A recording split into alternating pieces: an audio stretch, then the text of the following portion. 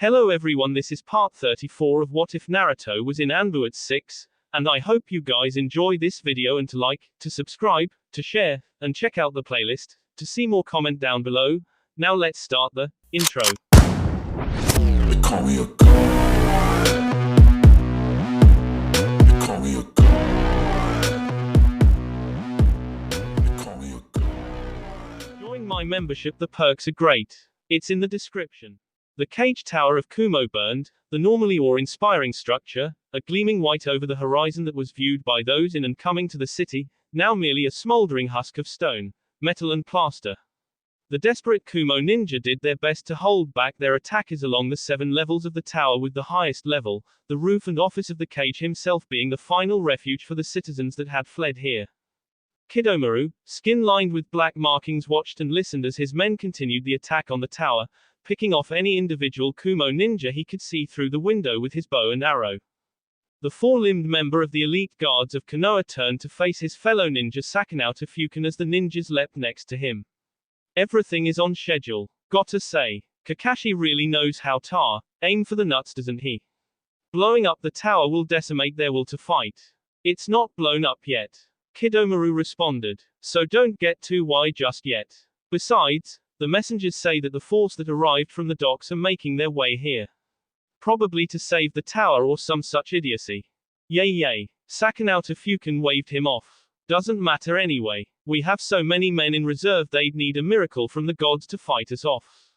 There's that ego again. Kidomaru responded with disdain shortly before an explosion to his right sent several Konoha ninja flying over his head, decimating a former Kumo barricade in the process. Kidomaru, Sakanato Fukin watched as dozens of Kumo ninja poured into the courtyard, jutsu, kunai, and shuriken flying through the air as the Konoha Nina rushed to meet them. They glanced at each other before they each leaped off to a nearby rooftop, eyes scanning the crowd as they sought out the target. Bian weapons were a blur, faces becoming distorted and unrecognizable in the haze. Kidomaru spat out a new arrow for his bow, the hardened, chakra-bound webbing as hard as any steel, notching it into the bowstring. Sharp ears caught the sound of an approaching enemy. Amateur, he thought, turning swiftly before launching the arrow. It sailed through the air for barely a second before striking seemingly empty air with a hard thud. There was a cough before the air became hazy and a body soon formed as the genjutsu slipped, with the man falling arrow in his sea. There, Sakanato Fukin yelled and Kidomaru turned his sights to where the brothers were pointing. Pulling his radio from his belt, the spider ninja spoke. Hatake, we have a confirmed sighting. I repeat, we have a confirmed sighting of Zhuge Liang.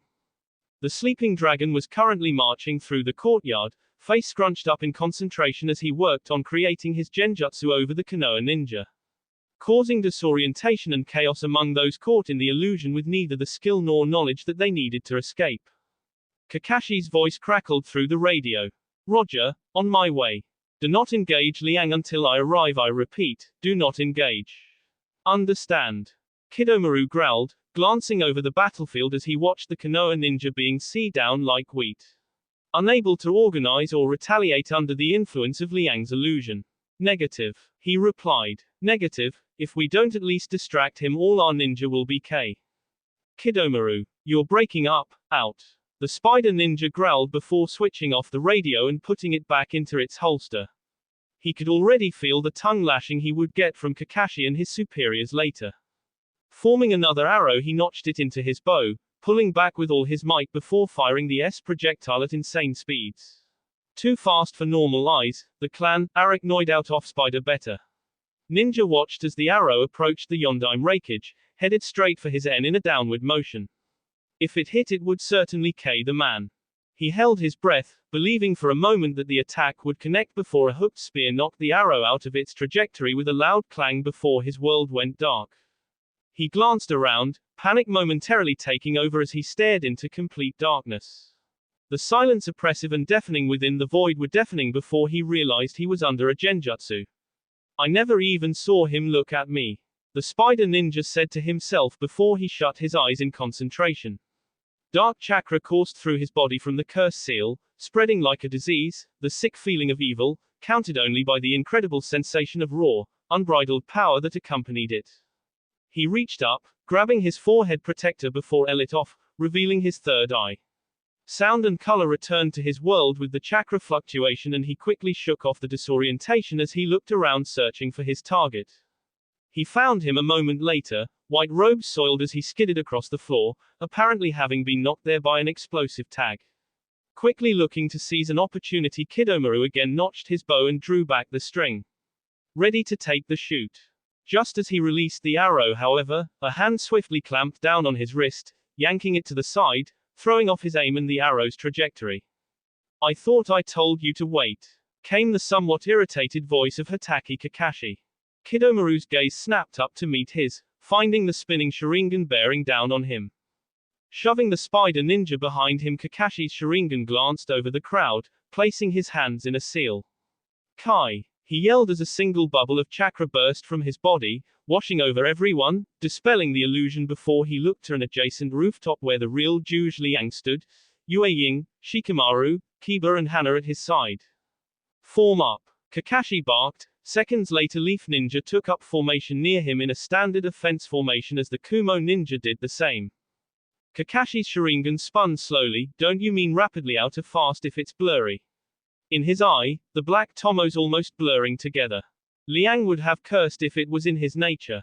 Hitaki Kakashi was one opponent he did not want to face. Hell, any Sharingan user was an opponent he did not want to face.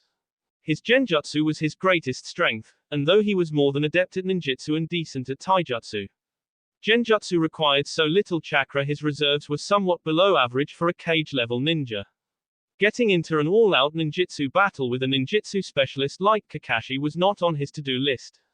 Looking to Yue Ying and the others behind him, he spoke. "We need only hold them off for a few minutes. The tower is already being evacuated." Some of them nodded, each readying themselves to take on the Konoha ninja across from them. Kakashi blinked languidly, his chakra spiking as dozens of possible strategies passed through his head in seconds. "Well now, Zhuge Liang, let's see just how well you can fight without your famous genjutsu." Kankuro grunted, using his massive arm to block a sword strike while bashing the ninja with his other arm, the force sending him across the courtyard like a rag doll, his bones shattered by the suit's strength. As Kankuro regained his bearings, he was suddenly assaulted by a searing heat at his back. Stumbling forward, he ignored the flames that now sought to sear his suit.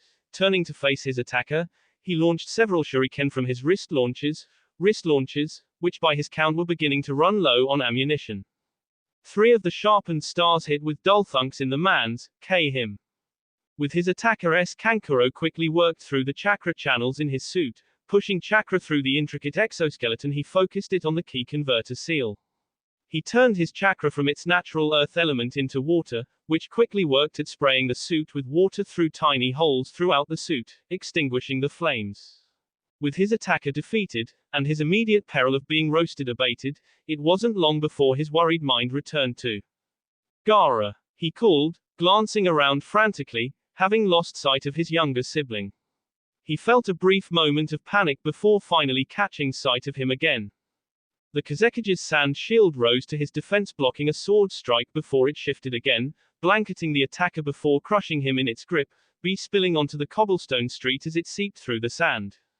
The shield of sand came to his aid again, blocking several kunai. With a wave of his hand, the Kazekige made his own kunai of sand, launching them in retaliation. The ninja threw his kunai again, this time aiming for Gaara's sand projectiles. The metal see through the grains with relative ease, the sand losing its shape and firmness. It dissolved into nothing but dust in the wind for a moment before Gaara swiftly reformed the scattered grains into a single long spearhead, the man through the N. Kankuro moved forward, his massive suit pushing everyone out of the way due to sheer size and strength. Gar, the puppeteer, began before something latched onto his shoulders and, unbelievably, heaved him upwards, tossing him through the air. Earth met sky as the hulk of wood and iron spun wildly. When he crashed, it was on a rooftop, the half-ton bulk easily plowing through the tiled roof and second story, coming to a halt in the first-floor dining room. Though the padded interior did wonders to absorb the impact of the landing, Kankuro's head was still spinning when he began to stand. He would have clutched his head, but with the suit on it would have done no good. Looking up through the T-shaped visor opening of the head protector, he saw that now, standing among the crowd, was a massive, red-skinned, humanoid. He wasn't sure if that could be classified as human. Before any more could be said, the red-skinned attacker charged forward, through any Suna ninja that got in his way, and any Konoha ninja foolish enough to stumble into his path. His footsteps sent tremors through the earth. Suna's puppet user braced himself, the hydraulics of his suit hissing as he locked the mechanisms. When the red-skinned giant hit him, Kankuro swore he'd been hit by a stampede of horses. The chassis of his suit dented, the hardened planks of wood cracking beneath the strain as his feet dug into the ground, grinding him to a halt. Grabbing onto his attacker, he shoved him down to the floor, driving an elbow into the back of the man's en. Jirabu grunted, lashing out with his fist, it against Kankuro's knee joint. The suit lurched as the mechanisms failed, but Kankuro didn't allow himself to waste any time. Grabbing Jirabu by his hair, he the former sound ninja's face into his knee before punching him with enough force to send him through the wall at his side. Jirabu lashed out with his foot, kicking the suit's C-piece again, sending Kankuro out of the building and into the street, the debris and shrapnel tearing into the people around the blast site. Kankuro! Sakura yelled, her attention brought to the dust-clouded street. She reached for the scroll at her back, ready to summon her own puppets to aid her older friend when a shadow fell over her. Glancing upwards, she saw a massive troll-like beast climb over onto the roof of a building, before four others came to her line of sight as they rounded different corners, clubs and massive fists swinging through the air. The beast grabbed a huge chunk from the building, looking down, almost in confusion as it could not truly distinguish friend from foe in the melee. Frustrated, it roared before throwing the 2-ton stone into the crowd. Sakura's eyes widened, looking to Ino, who was busy dispatching her opponent. She rushed forward, tackling the blonde woman to the ground as the stone flew overhead, tearing people apart with the force the massive stone had been thrown with. The two Kunoiki didn't even have time to stand up before one of the creatures landed in front of them. Glancing up, they saw the beast's face, grotesque, black skin with reptilian warts spread across it. Its breath was violent, nearly made the two want to throw up as it roared at them, raising its club in preparation to crush them.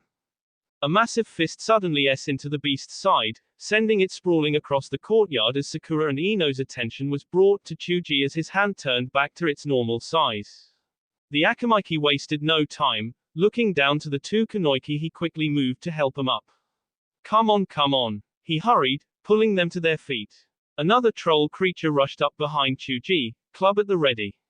As it swung, a wall of sand rose up from the earth, stopping the strike. The three looked to Gaara, who only gave a brief nod before bringing his attention back to his own surroundings as the three leaped away from the courtyard, looking to regroup somewhere before they looked to take on these monsters.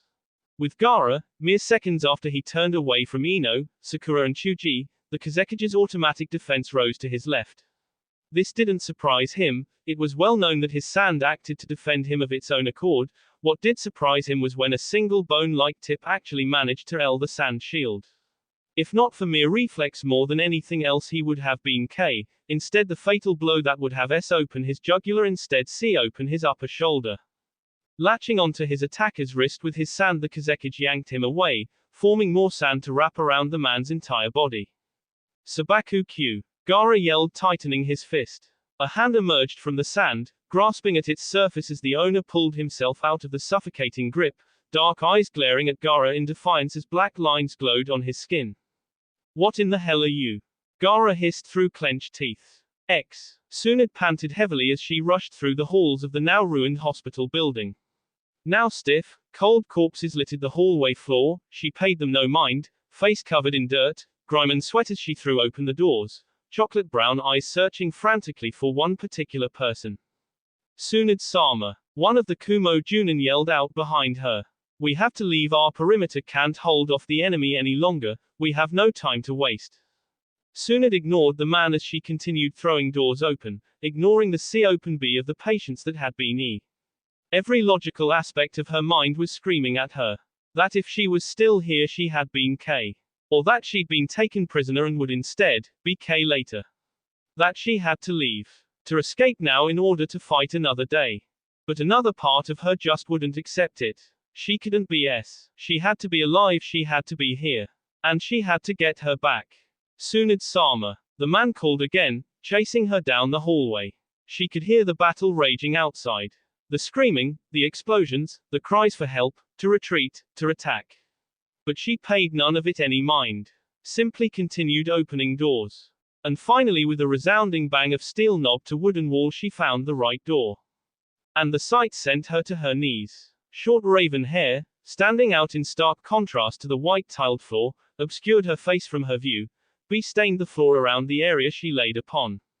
Dried to the point of being almost black. The Kumo Junin rushed up to her side, hurriedly grasping her shoulder as he pulled her towards the exit. Tsunade-sama, he began only to be shoved away by the woman as she stood rushing to Shizune's side. Her hands shook and her features trembled as she reached down, hesitating as she grasped the younger woman's shoulder. Her breathing quickened, tears coming to her eyes before she rolled the S-woman over, removing the hair from her face, fully revealing her features to the Sannin. A scream of pain and just, sheer anguish tore through the man still outside the door, freezing him on the spot. Tears fell freely from Tsunade's eyes, broken sobs choking her as her head fell onto Shizune's sea. Tsunade cradled the young medic in her arms, crying as she rested her head over hers, sobbing into her hair. "I'm sorry," the Sannin said as she kei her head. "I'm sorry," she repeated through her sobs as she kei her again. Over and over the Sannin repeated the two words, as if they held the power to bring Shizune back, her voice growing fainter and fainter. As if the strength was being leached from her very bones. The Junin at the door felt pity for the older woman. But he knew that they had to get out of here. Their speed and advantage of surprise is what gave them the ability to even reach the hospital in the first place. They had hoped that there would still be some survivors here, but their hopes had been for nothing. Everyone was ninja, civilians, even the patients were They couldn't remain on the defensive for long, and if they did they'd be off and would share the fate of the occupants in this hospital. So walking forward, hesitation in his steps, he tentatively reached out towards her, grasping her shoulder. He felt the woman stiffen. "Tsunade-sama, please, we must leave. We don't have much time before Konoha breaks through our lines, please." Her sobs continued, changing into harsh hisses through clenched teeth, tear-stricken eyes, gleaming with nothing but raw hatred as her shuddering breath continued to tremble. She stood so suddenly she startled the Junin. Marching to the wall of the hospital, she ignored the man's confused questioning as she reared back her fist and with a single great heave the wall to bits, sending chunks of brick and plaster falling down towards the city streets below. With a scream that held all the pain, anger and loss she felt tearing through her insides, the legendary medic grabbed onto the wall at her side, tearing it off before she launched it to the street below.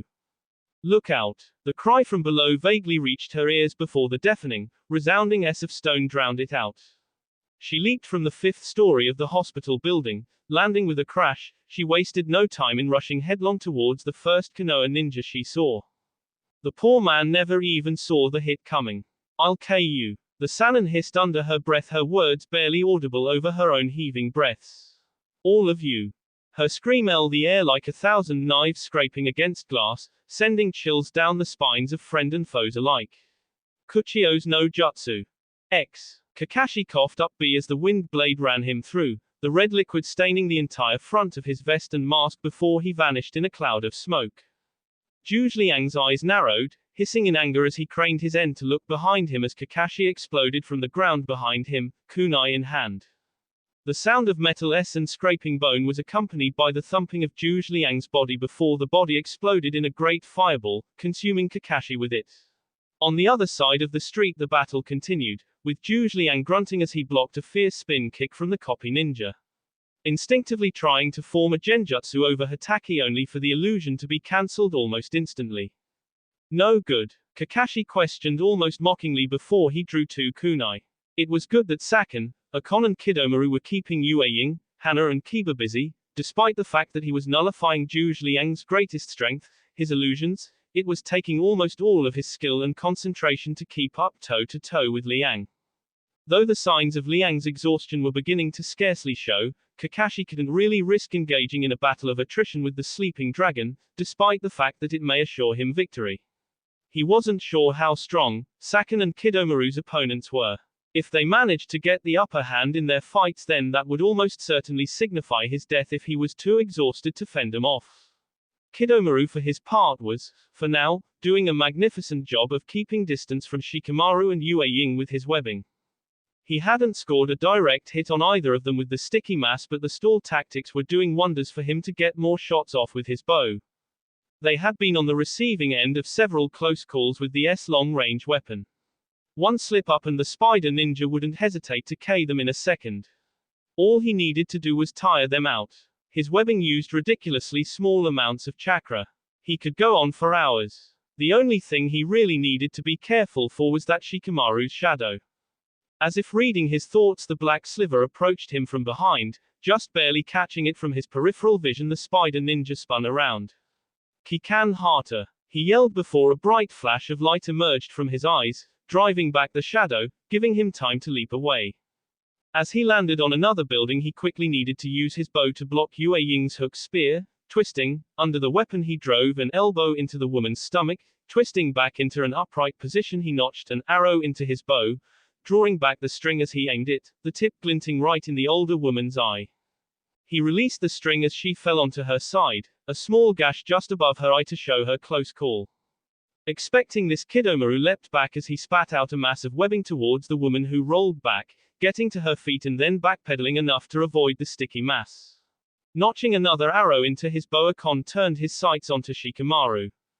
As for Saken and Akon, "Come on," the brothers yelled, the dual voices creating a screeching sound, like nails on a chalkboard. Kiba and Hana both rushed the brothers, snarling with the Hashimaru triplets at the elder Inuzuka's back, ready to help their master.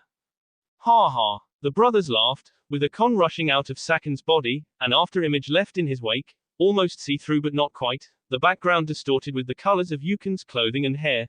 It connected the two, and Akon rushed behind Kiba and Hana.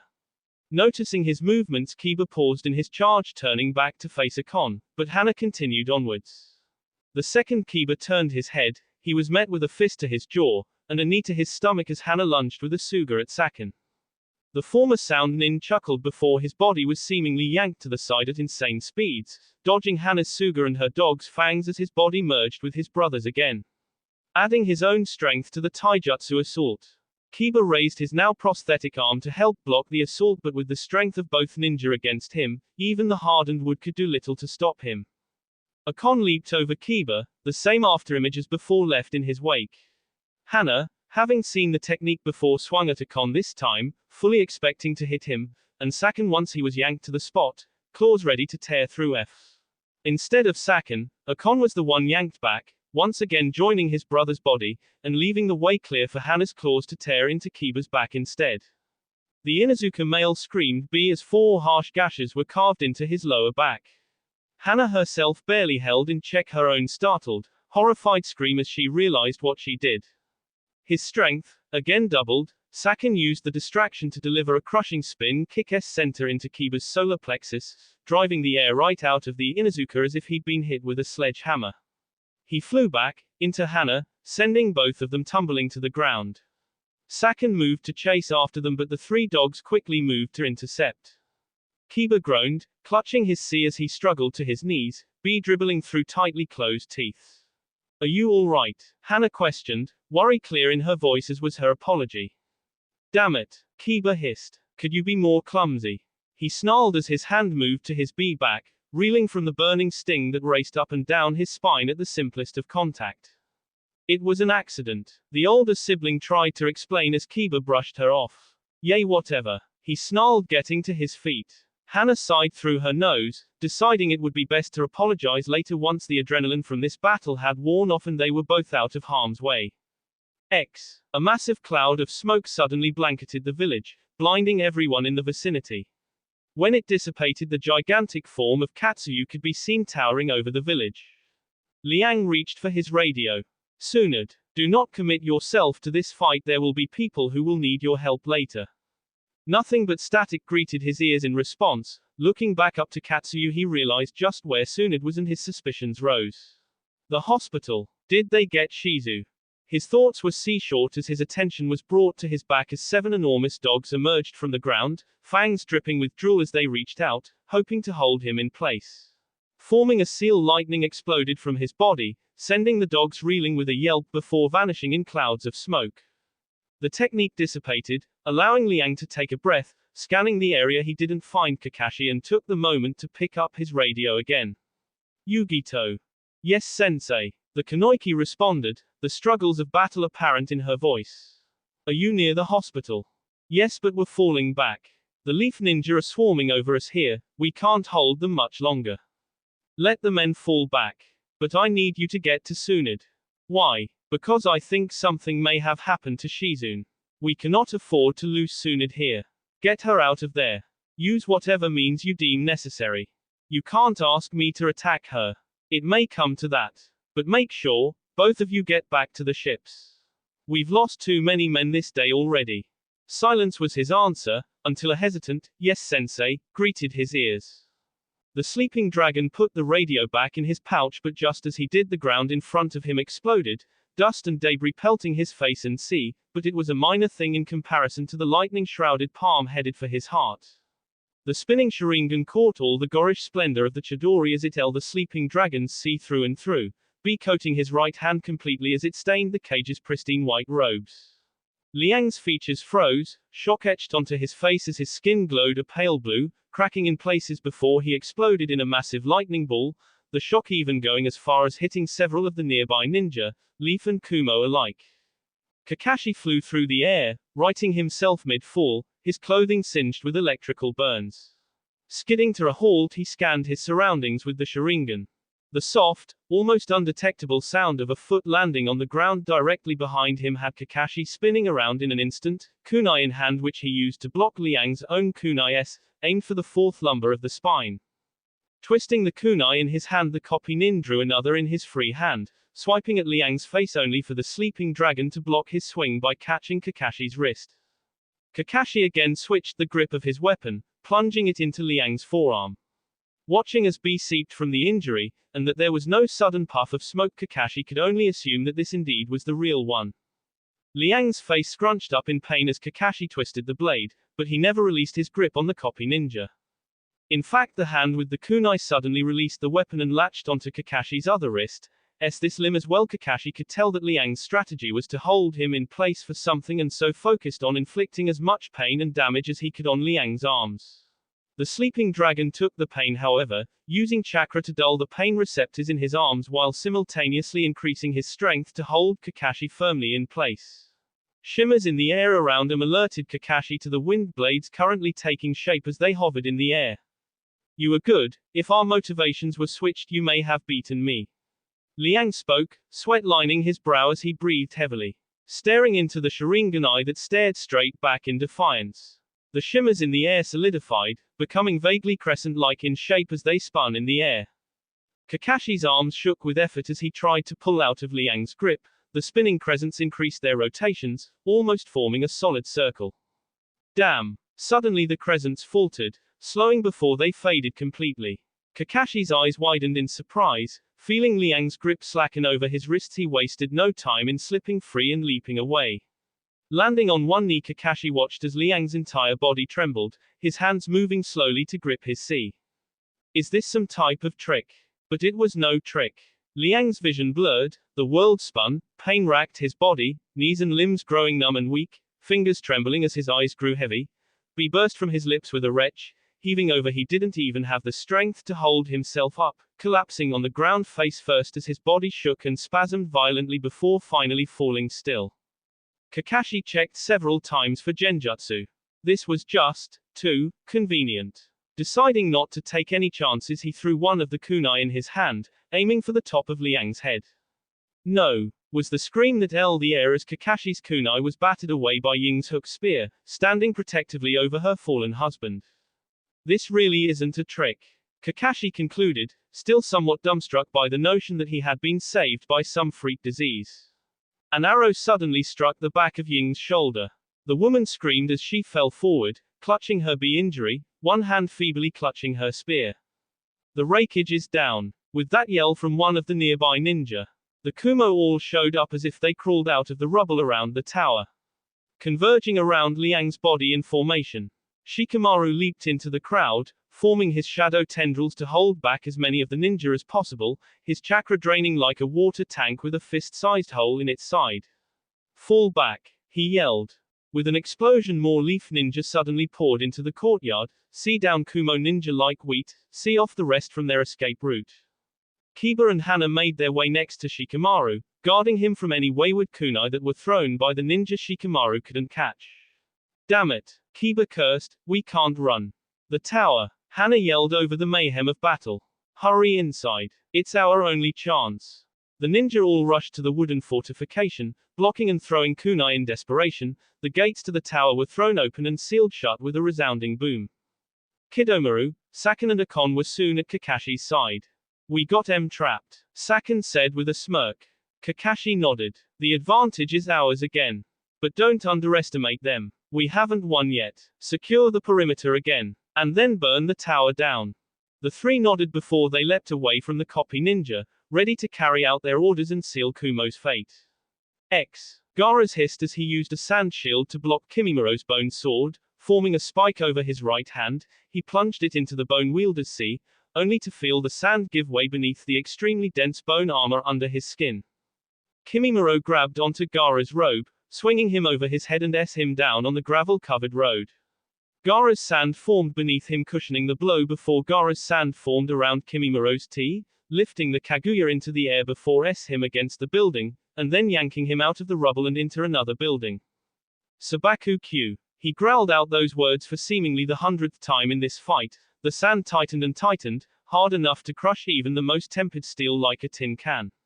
But Kimimuro's bone armor held fast against the crushing force, extending a bone lance from the top of his wrist straight down towards Gaara. The cage of Suna sidestepped the attack, the lance morphing into a clone of the Kaguya bone bullets shooting out of his fingertips towards Gaara, only for the sand to again come to the cage's defense. The clone Kimimuro shot forward, rushing as close to the sand shield as possible before he exploded in hundreds of bone spikes which took shape around Gaara, forcing the cage's sand to cocoon him as Kimimuro's own bones formed a cocoon over the sand. Kimimuro, from his still hovering position, molded his bones, making them grow spikes on the inside, pressing against Gaara's sand with increasing force.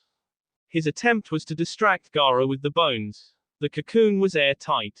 That meant that the only sand Gaara had available to him was what was already committed to his defense. And that soon his oxygen would give out.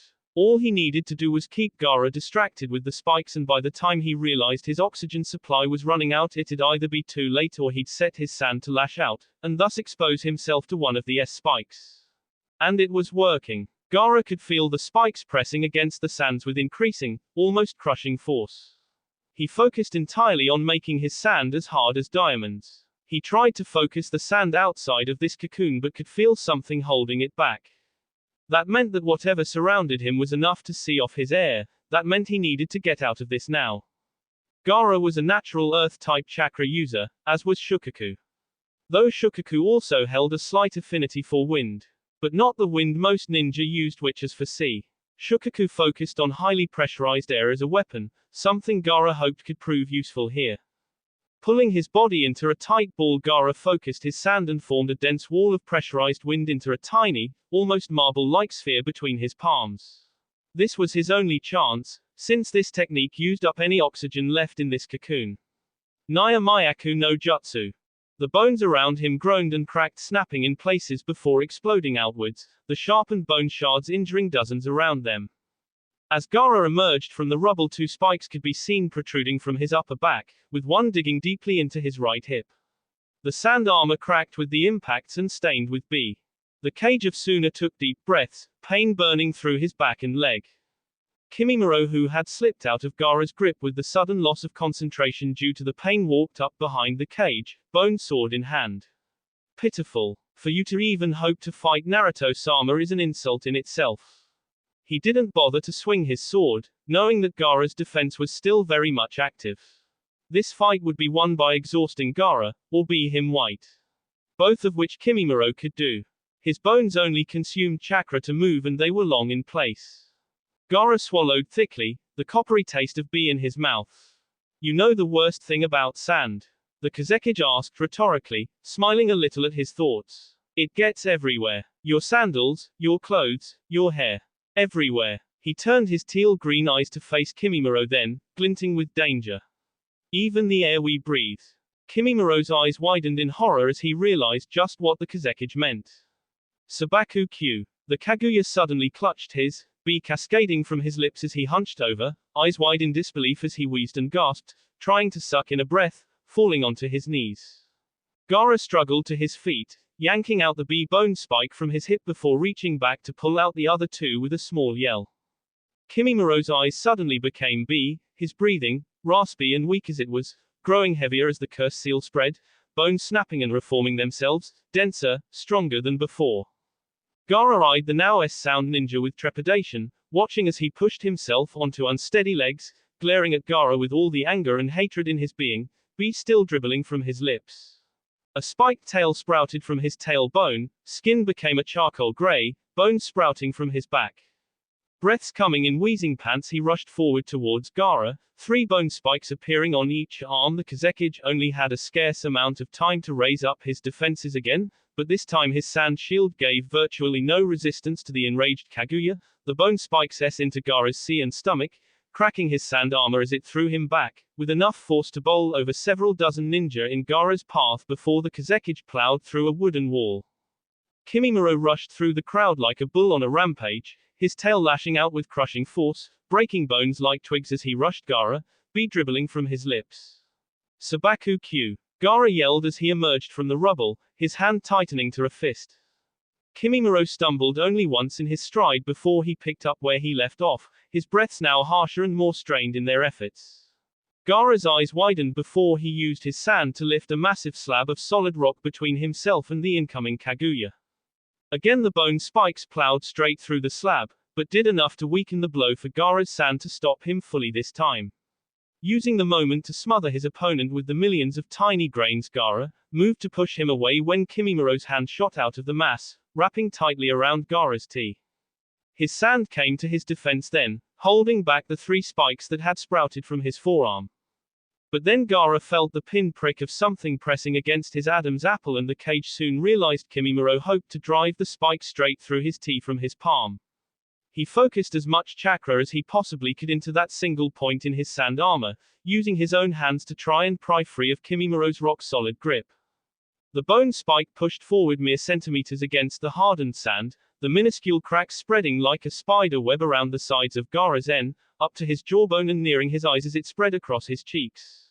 Another centimeter, Gaara could now feel the tip poking his bare skin. Teal-green eyes widening with panic and fear as he felt the ninja's grip tighten with impending victory before it suddenly slackened. Gaara pulled himself away from the man's reach, rubbing his T as he felt the victim's strength fade from his sand prison, his body going slack as his heart slowed, his already struggling breath having been having long since fallen silent. Gaara's heart pounded in his sea, eyes wide as his sand creped away from the body, dark skin was returning to its pale complexion. The bones did not recede however, the white organic armor protruding from the fallen ninja's waist and back. Gaara glanced around, realizing that the battle had brought him closer to the dock road rather than the defensive ground around the plaza. His eyes traveled to the 5 giant troll creatures still rampaging through the courtyard. One of the creatures was fighting another, and he could see Chuji with Ino's limp body draped over his shoulder. She was using her technique to control one troll and fight the other, while Sakura and her 2 puppets distracted another, and the mass of Suna troops held back the other 2 as best they could. His eyes then moved to Kankuro as his brother stumbled out of the rubble of a building, one arm of his suit torn off, half of his armor torn away, revealing his face and a good portion of his right side. His opponent seemed in no better condition, back riddled with senbon, kunai and shuriken. No doubt tipped with lethal poisons, all of them. But still more leaf ninja were arriving in droves, as if the floodgates of their numbers and the flood was ready to wash them all away. There was nothing more they could do here, they were being overrun. The civilians had long since fled onto the ships. Now it was their turn. Fall back. Back to the ships. Gaara yelled, channeling chakra into his voice box, to carry it over the crowd. His men needed no repaying, fleeing the battle immediately, dirty and B, there was no way they could have stood up to the fresh troops now pouring into the plaza. Gaara. Kankuro yelled, his breathing heavy as he stopped at his brother's side. Come on. We've done everything we can. Gaara nodded and moved to leave when another voice suddenly yelled out. Kazekage Sama. Kazekage Sama. It was a Chunin, a Kumo headband tied around his head, eyes full of panic and fear as he pushed his way past the rushing crowds towards the Kazekage. please. The man breathed, almost collapsing with exhaustion. Rai Raikage Sama, they're see off. At the tower. Please, they'll all be K. You need to help them. Zhuge Liang. Gaara breathed, shock clear in his voice. Kankuro quickly saw the direction his brother's thoughts were taking and gripped his shoulder. Gaara number. I can feel your chakra. You're exhausted as it is, you can't. Get to the ships. Gaara interrupted him as he spun back around to face the charging enemy shinobi. Clasping his hands together and spreading his legs apart, the earth rumbled and shook beneath their feet. Sabaku Nader. The Kazekage yelled as a sheer wall of sand rose up, towering over the village, and even Katsuyu in the distance. The wall of sand rippled like water, spreading forward and outwards, an ocean of earth and brown crashing over any ninja in its path, crushing them beneath millions of tons of sand. Buildings and monuments torn down in its wake. Gaara panted, his knees growing weak as the chakra drained out of him before he channeled a little more of Shukaku's chakra. Turning to face gaping Kankuro, he yelled, "Go! But you can't. You'll be K with the..." Not waiting for Kankuro to finish his sentence, the Kazekage rose into the air, a platform of sand beneath his feet. Get to the ships, sail out of the docks. Keep the civilians safe. I'll join you with the others soon.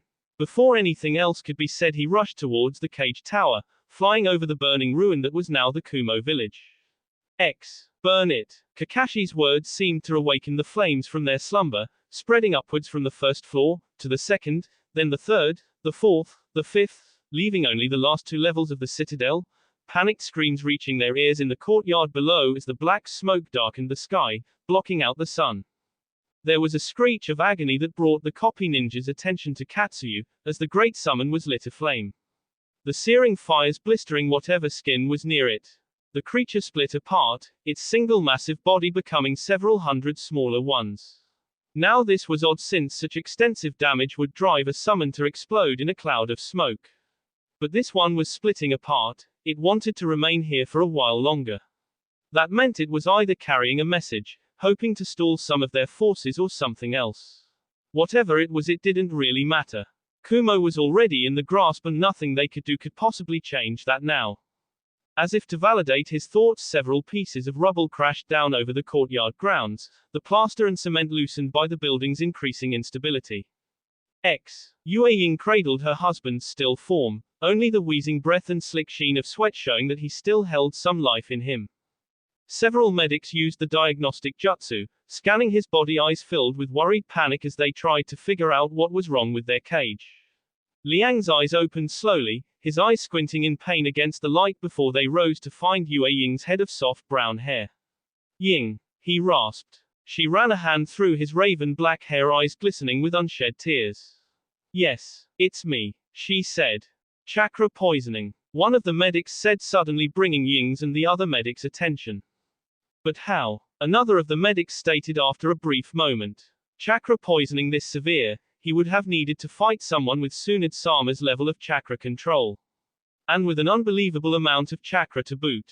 The output would have been unbelievable as well. We never sensed anything nearly as large as it would need to be.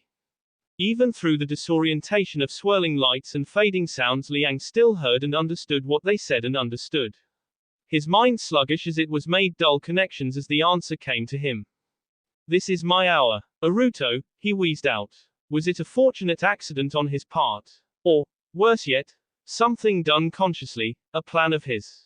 His thoughts remained unresolved before consciousness left him again. He was fortunate because only a few seconds after he fell into darkness again, the black, thick smoke of fire began rising from the first floor, sending the people into a panic. They're going to burn down the entire tower. One of the ninja yelled. Damn it. Kiba cursed, latching onto the ceiling with chakra before he began hacking away at the wood with his claws and wooden arm. Hana soon joining him. Shikamaru walked next to Yue Ying, placing a hand on her shoulder. Come on. We need to go to the roof. If we stay here, the smoke will kill us long before the fire does. She nodded, and soon, both Shikamaru and one of the Anbu lifted Zhuge Liang's limp body, leaping through the hole in the ceiling and onto the platform rooftop. The fires spread through the building's floors like ants swarming over AC, rising higher and higher. Files, records, desks and wooden floors consumed by the searing flames. The heat was now becoming apparent to all of them. X. Move, move, get onto the ships, Kankuro yelled, ushering all ninja and whatever civilians were in the crowd onto the ships, pushing them along. Come on, move, he yelled again. A near 10-foot-long slug suddenly trudged its way up and around the edge of the dock platform. Kankuro quickly recognized the slug as Tsunade's summon, Katsuyu, and before he could question the massive creature, it suddenly spit out an unconscious Tsunade and a half-conscious, disoriented Yugito. They were covered in green gunk and stuff Kankuro didn't even want to name. Leaf Ninja. Yugito coughed as she struggled onto her elbows from her face-down position. Swarmed over us, cough Tsunade. We got you, the puppet master said, reaching forward and grabbing Yugito by her arm, pulling her to her feet as two other ninja grabbed Tsunade, dragging the legendary medic onto the ship. Raise the anchor, Kankuro yelled as he got onto the ship, the last of the ninja right behind him. We're leaving. X. The fires were licking at their feet now, spreading through Liang's office and the final floor beneath them. They didn't have long. They were surrounded on all sides, and the few people that had tried to leap from the side of the building had been picked off by kunai, or Kimimuro's arrows. Almost there now, Kakashi said to himself as he watched the flames rise. A shadow suddenly loomed over all of them and brought Kakashi's eyes skyward, finding a floating platform of sand. Gaara willed the sand to extend down towards the roof, thousands of little brown grains creating a bridge. It's the Kazekage. He's come to save us. Get on. Gaara yelled hurriedly, watching as the ninja rushed up onto the platform like rats fleeing a flood. Below them, the copy ninja's eyes lit up with something akin to fury. No, he yelled before looking to the dozen or so Anbu. With me, Zhuge Liang s today, and so does this war with him. The Anbu nodded before each of them leaped onto the side of the building, running up and through the flames, avoiding the ones they wouldn't survive. Kakashi turned to face Kidomaru. Take any and all shots you get, do you understand me? Nodding, the sound ninja notched another arrow into his bow as he leaped onto another rooftop to get better shots off. Kakashi leaped onto the side of the building, fires burning through the walls and windows of the building. The heat was almost suffocating in itself, but he pushed through. Zhuge Liang was in his grasp. He could end this war right now. To just leave him alive without even trying to assure the man's death was a crime in itself. He jumped over the edge of the rooftop with his Anbu, rushing across the wooden platform. Several Chunin and Junin rushed to meet them, including a young woman he recognized as Tu Inuzuka due to the facial markings, and the three dogs that followed them. Then, his spinning Sharingan found him, clad in white robes and being carried by the ninja guards onto the sand platform. There was his target. Gaara held his stance, struggling to hold the sand platform afloat with the increasing weight. There were nearly 70 people rushing onto this escape platform. About 200 pounds per person with equipment and all that was about 14,000 pounds, and that was pushing it by a lot. His chakra was draining out of him with increasing speed. They needed to hurry. Two kunai were in Kakashi's hands, see down any and all ninja in his path, eyes fixed on Liang's unconscious form. Finally, for an instant, there was a clear run and Kakashi seized it, hand lighting up with a Chidori. He rushed forward, the end of the war in sight. Their reactions to his approach were fast, but not fast enough. They would never be able to get him out of the way in time. He reared back his hand, determination visible in his expression even through the mask. Suga, the female Inuzuka s into his side like a sack of bricks, claws digging into his F and sheer force sending him towards the edge of the building. Kakashi righted himself with a backwards roll, legs quickly finding the ground and stopping his backwards motion s. Hana claws were soaked with B, panting with exertion as she stared at Kakashi, glaring at him. The Leaf Anbu were quickly see down their exhausted Snout off Kumo counterparts, the splatter of B becoming an all too easy sound to hear for the remaining ninjas' liking. Seeing that Liang was now safely on board the sand platform, the rest of the ninja turned tail and ran, the last lines only working on stalling the Anbu as the others rushed past them. Kiba rushed past Hana, one leg on the sand platform before he looked back. Hana, he yelled, watching as she kicked one of the Anbu in the face, shattering his mask and sending him reeling from the blow. The ninja already on the platform threw kunai and shuriken, doing their best to stall the Anbu as the last of their comrades rushed onto the platform. Hana gave one last glare to the copy ninja before turning and rushing towards the platform, her dogs in front of her as Kiba ushered her forward. Come on. Her feet hit the platform and a feeling of safety and security washed over her. It was over. They'd survived. She saw Kiba, hand extended to grasp her own. Gaara in the center of surprise, watching her, waiting for her. He'd come back from all of them. She'd K that man for being so noble once they got to the ships. She reached out toward Kiba when a sudden pain raced up her spine along with the feeling of something pushing her ribs. She gasped, her legs slowing. They felt heavy. Why did they feel so heavy? She looked at Kiba's face, which was now twisted in shock and horror, then to Gaara, who carried a similar gaze. She looked to her side, finding an arrow lodged into her side. Strange, it didn't hurt. She stumbled, her 3 dogs whining behind her as she collapsed. They grabbed onto her clothing with their teeth, pulling her gently but firmly closer into the sand platform. Snapping out of his stupor, Kiba moved to rush forward. His sister's name on his lips. Shikamaru, sensing his intent, moved his shadow and connected it with the Inuzuka, freezing him in place. The 3 dogs dragged the fallen girl closer and closer. Gaara drew back his sand, raising the platform higher before pulling it back, away from the city.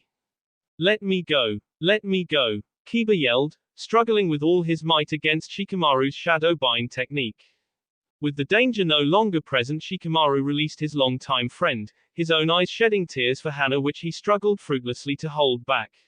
He knew anatomy. The arrow had hit her at an upwards angle, judging from its position. It had probably her liver and right lung, having slipped through the exposed area beneath the rib cage. She wouldn't survive another 20 minutes. And if she did, she'd be eating out of a tube for the rest of her life. Kiba rushed to her side, collapsing onto his knees next to her. He rolled her onto her back as gently as he could. Hana? He questioned, swallowing the lump in his tea. She looked at him, then a smile gracing her face. Hey, you look like crap. He tried to smile back, but it was a forced, fragile thing. You don't look so great yourself. Don't make me kick your A. She breathed. You can try. He choked out. You can try all you want, once we get back to Suna. I promise. She smiled again, this one bittersweet. I think I'll have to take a rain check on that one, baby bro. Kiba's face scrunched up in pain, tears falling from his eyes freely now as he choked back a sob. No, you don't. You're gonna be just fine. One of the medics moved forward, hands glowing with green chakra. 2 others soon emerged as well, one ushering Kiba away while the other 2 worked to save her. Gaara watched the medics work, only half of his mind focused on keeping the platform intact and levitating, having already gotten used to the weight. The medics worked to the best of their ability, one wounded himself. But it was a hopeless case, they all knew it. Only Kiba held onto that sliver of hope, clinging to it, denying its fading shimmer with desperation. When one of the medics stood, his face easily displaying his growing pity for the younger ninja, Gaara knew the words before they even came to his lips. I'm sorry. The words sent Kiba visibly reeling, his breath left him as if someone had punched him in the gut. The hope he'd allowed himself to hang on to fled his eyes, leaving nothing but a broken man in its wake before the hope came back. No, not hope. Just denial. A desperate denial that would hurt him more than help him. No. Kiba shook his head, pushing his way past the medic before he knelt next to her, grabbing Hana by her shoulders, shaking her lightly. Hana. Come on, Hana. Wake up. I know you're alive, wake up. He was beginning to scream now, and Gaara could take it no more. He wouldn't let Kiba destroy himself with this. Stepping forward, he walked up behind the Inuzuka. Placing his hand on Kiba's shoulder, he brought the Inuzuka's attention to him. Kiba, he said softly. Stop. She's gone. Kiba's face scrunched up in pain before it twisted with rage, gaze fixed on Gaara before he stood, rounding on him. This is your fault, he yelled, grabbing onto Gaara's clothing. Gaara did nothing to stop him, knowing that Kiba needed this. Kiba, he began, only for the Inuzuka to interrupt him. You brought us here. You gave the damn order to attack. You K her. Kiba, you know I never wanted this. Kiba's fist reared back, and though the sand attempted to raise itself to his defense, he held it back and the fist hit him full in his jaw, snapping Gaara's head to the side. Kiba moved to hit him again, but before he did, Gaara rushed forward, wrapping his arms around the Inuzuka in a comforting embrace. And that simply opened the floodgates, and whatever emotions Kiba had been holding back were just let loose. Sobs escaping his tea as he weakly punched Gaara's back, sobbing into the cage's shoulder as his legs grew weak and he fell onto his knees. Gaara said nothing, his own eyes glistening with tears of his own as they looked onto Hana's corpse. Kakashi walked to the docks, watching as the ships sailed away over the horizon. Eyes finding the still body of Kimimaro, Tayuya and Sakin looming over him. He's S. Tayuya said, pain in her voice, though hidden beneath her facade. The Kazekage crushed his lungs, suffocated him. Kakashi sighed. Get him onto a cart, we will take him to Konoha. Bury him there. He's earned that much. They all escaped. Tayuya growled, her anger at Kimimaro's death directed at the ones responsible. They only have one place to go now. Kakashi responded. And now that their two-pronged attack has been dismantled, we can focus everything at Suna. Hours later on one of the ships. Liang lay in the bed made for him in one of the ships, the best medic they currently had on hand attending him. Sunad had been deemed unfit for medical duties hours ago. Her exhaustion and current state making her more of a medical liability than an asset. Sir, the chakra poison is terminal. From the tests I've run, it's progressing, and the progression is only accelerated every time you use chakra. Liang took the news with a flat face, his reaction hidden beneath his apathy. How long? 6 months, if you use no chakra at all. But, after that, your organs will begin to fail. One by one until it reaches your heart, sir. Liang sighed. Naruto planned this, he must have. With this, I have no time. No time to continue my plans. No time to fight a war of attrition. He's hoping I will become desperate. That I will make a mistake. But no, why would he? If he did this on purpose it meant he never had any intention of Kami during the battle over the Jianling. But why wouldn't he want to Kami? It makes no sense. Could it have really just been a fortune on his part? Sir, the voice of one of the Kumo ninja drifted in from the doorway. Sir, the Kazekage is here to see you. Should I send him in? In a moment, Liang responded before looking to the medic. Go, but tell no one of this. You are sworn to silence. Yes, sir, the man said with a bow before he turned and left. When Gaara walked through the door, Liang thought he was looking upon a man who just spent 3 days climbing a mountain. Though he supposed he looked no better himself. Feeling better, the Kazekage questioned as he closed the distance between them. A little, I suppose, he answered. What was the diagnosis? Anything, long-term. Heart attack, Liang answered. The medic suggests I take it easy, but obviously that will not be an option. Gaara nodded, pulling up a chair before he sat down, the look on his face showing that he had something to say, so Liang waited patiently for him to speak.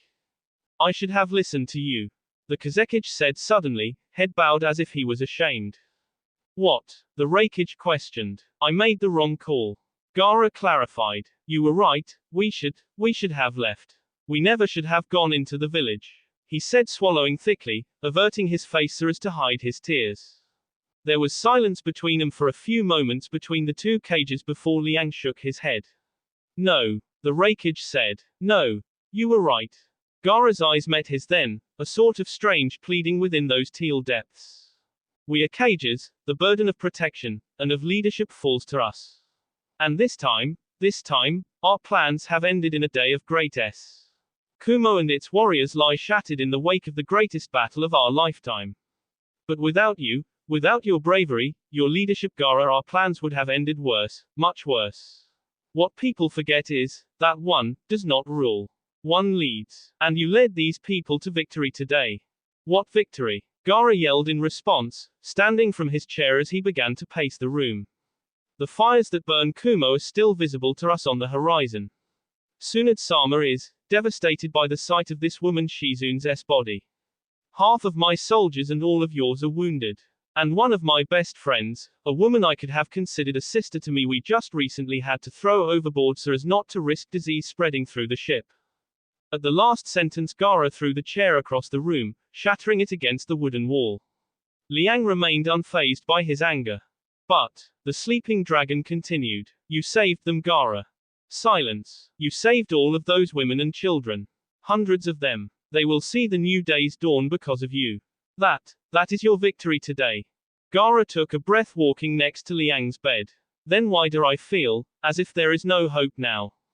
Liang smirked. Because you are the hope. The hacking, raspy cough that came from the sleeping dragon's laying form as the words left his mouth made Gaara cringe in pity for the man. He moved to help only for Liang to stay his movements with a weak hand gesture. His breathing was heavy, as if he'd just run 1,000 miles, cold sweat matting his hair to the sheets and his forehead. I can see now, Liang rasped, eyes closed in discomfort before he opened them to gaze straight at Gaara, coal black eyes held the cage from Suna. You are a man, to be feared, Gaara. And, just as I see it, Naruto will see it. I don't understand, the young Suna Kage said in confusion. Liang took several deep breaths and Gaara decided that for the time being, he would stay his tongue despite his questions. Speaking was exhausting the man too much and he needed his rest.